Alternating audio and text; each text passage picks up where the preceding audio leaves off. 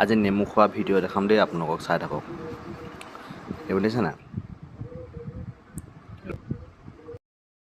চাই থাকক মই নেমু ৰস কেনেকৈ খাই দিম।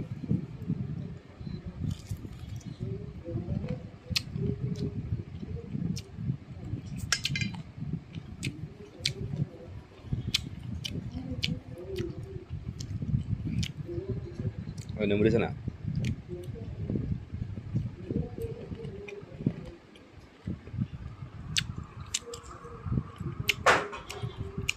সুদাৰ ৰিয়েকশ্যন খাইছোঁ দিছে না।